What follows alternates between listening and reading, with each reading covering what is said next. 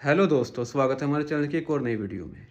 अगर आप हमारे वीडियो को यूट्यूब या फेसबुक के माध्यम से देख रहे हैं तो प्लीज़ हमारे चैनल को सब्सक्राइब और पेज को लाइक करें।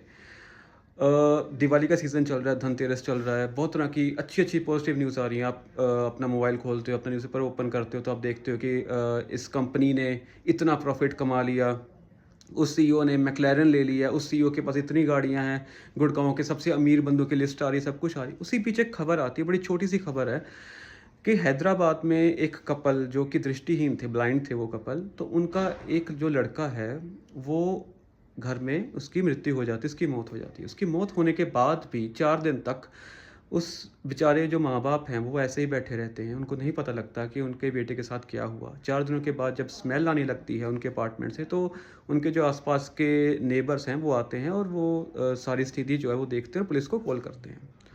अब इसमें तो थोड़ी सी अजीब बात वो ये है कि भारत एक ऐसा देश है जिस देश को बड़ी हारमनी, एक दूसरे के साथ मिलजुल के रहने वाला, हम हर फेस्टिवल के ऊपर हमारी सबसे पहली यही लाइन होती है कि हम हर फेस्टिवल मिलजुल के मनाते हैं। अपने से पहले हम अपने जो आपके नेबर्स हैं उनका ख्याल रखते हैं, रिश्तेदारों का ख्याल रखते हैं। लेकिन कहीं न कहीं हम ये चीज़ अब भूल चुके हैं, हम खो जा रहे हैं। ख़ासकर ये जो मेट्रो सिटीज़ है ना, बहुत लोगों का ये होता है कि यार मैं मेट्रो सिटीज़ बहुत अच्छी हैं, मेट्रो सिटीज़ में ये है, गाँव में क्या है, गाँव में कोई फैसिलिटीज़ नहीं है, गाँव के लोग बड़े नैरो माइंडेड हैं, पुरानी सोच है, उनको नहीं पता कि आजकल दुनिया में क्या चल रहा है, वो उनके साथ कदम से कदम मिला के नहीं चलना चाहते बाहरी देशों की तरह। लेकिन क्या फ़ायदा कदम से कदम मिलाने का जब आपके नेबर्स को यही नहीं पता कि उनके घर के साथ कोई एक डेड बॉडी पड़ी है। अब मेन बात ये है कि वो अंधे थे। अब आप अपने गाँव देहात में कहीं देखें, छोटे शहरों में देखें, अगर आपके आस-पास कोई अंधा होगा तो उसका एक ख़ास ख़्याल रखा जाएगा। हर नेबर उसको अपने एक फैमिली मेंबर की तरह ट्रीट करेगा, उसको देखेगा कि उसने खाना खाया, उसने टाइम पे दवाई खाई है, उसके रहने-सहने का अच्छे से इंतज़ाम है। कोई ना कोई जाके उसको एक दिन में ज़रूर मिलेगा, चाहे कोई हम कह देते हैं लेडीज़ हों, कोई छोटे बच्चे हों, कोई ना कोई उससे मिलता-जुलता रहेगा। उसकी मतलब एक तरह से कह सकते हैं उसकी देखभाल होती रहेगी। लेकिन बड़े शहरों में लोगों के पास टाइम ही नहीं है। उनको लेना देना ही नहीं है कि उनके आसपास क्या हो रहा है। वो ऑफ़िस से इतना ज़्यादा थक हार के घर आते हैं, इतने ट्रैफ़िक में से गुज़र के आते हैं कि उनको तो ये होता है कि मैं घर आया हूँ, मुझे डिनर मिले और मैं अपना जो एक आधा थोड़ा बहुत काम है, नेटफ्लिक्स वग़ैरह देखूँ और मैं सो जाऊँ ताकि कल के लिए मैं दोबारा फ्रेश होके रेडी हो जाऊँ।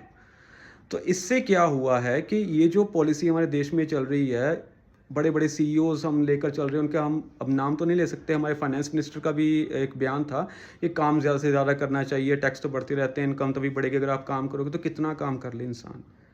ऐसे काम का क्या फ़ायदा जो आपकी वैल्यूज़ को, जो आप जिस चीज़ जो चीज़ हमें हमारे भारत देश को बनाती है, अगर हम उसी को लूज़ कर जाएँगे तो ऐसे पैसे का हम क्या करेंगे? आपके मरने के बाद आपके आस-पास वालों को यही नहीं पता कि आपकी लाश को वहाँ पड़े कितने दिन हो गए हैं। और अगर फिर भी लोगों को लगता है कि नहीं ये चीज़ गलत है, आप गलत बोल रहे हो, ऐसा नहीं होता, लोग अपना काम भी ज़रूरी है, इनकम भी ज़रूरी है, तो आप जापान का एग्ज़ाम्पल ले लीजिए। जापान एक ऐसा देश है जो दुनिया की हर एक चीज़ में, इलेक्ट्रॉनिक आइटम्स लगा लो, गाड़ियाँ लगा लो, सबसे आगे निकलता है। लेकिन अगर आप उसका वहाँ के वर्क एथिक्स देखेंगे, उनके वर्किंग आवर्स देखेंगे तो आप नोट करेंगे कि वहाँ के लोग जो हैं ना, वहाँ पे लोग आम तौर पे आपको शराब पीकर सड़क पर गिरे हुए मिलेंगे। अगर आप सबवे में जाओगे ना, तो सबवे में आपको हर इंसान कहीं न कहीं गिरा हुआ, कोई सीट के इस तरफ गिरा हुआ है, कोई उस तरफ गिरा हुआ है, कोई लटक के सो रहा है, ऐसे इंसान मिलेंगे। क्योंकि वो इतने ज़्यादा थक चुके हैं अपने काम से, उनके ऊपर इतना ज़्यादा प्रेशर है कि उनके पास कोई रास्ता ही नहीं बचता।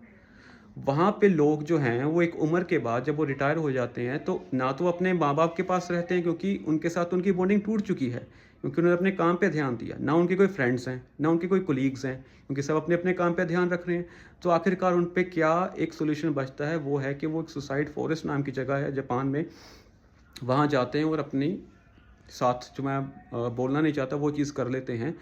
तो ऐसा ही कहीं हमारे भारत देश में ना हो जाए।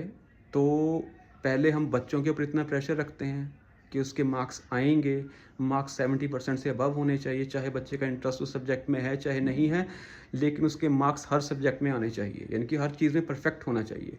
उसके बाद फिर आती है आपकी एग्ज़ाम, एंट्रेंस एग्ज़ाम की प्रिपरेशंस। मैंने ऐसे बच्चे देखे हैं जो 4th क्लास से एंट्रेंस एग्ज़ाम प्रिपरेशन स्टार्ट कर देते हैं अपनी। फिर आपको एडमिशन मिली, नहीं मिली तो आपके ऊपर प्रेशर है।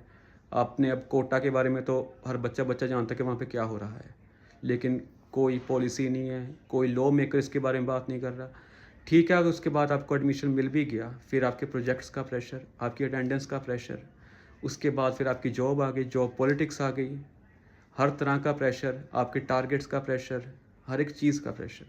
तो घूम फिर के इंसान जो है वो एक इंसान छोड़ के अपने आप को रोबोट बना लेता है।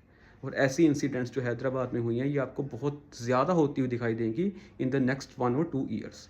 तो इनसे घबराइए मत। हमने ही ये पाथ चूज़ किया, हमारे लॉ मेकर्स ने ये पाथ चूज़ किया है। उनको लगता है कि काम जो है वो ज़रूरी है, हमें ज़्यादा से ज़्यादा घंटे काम करना चाहिए ताकि जो हमारे सीईओज़ हैं वो ज़्यादा से ज़्यादा गाड़ियाँ ले सकें।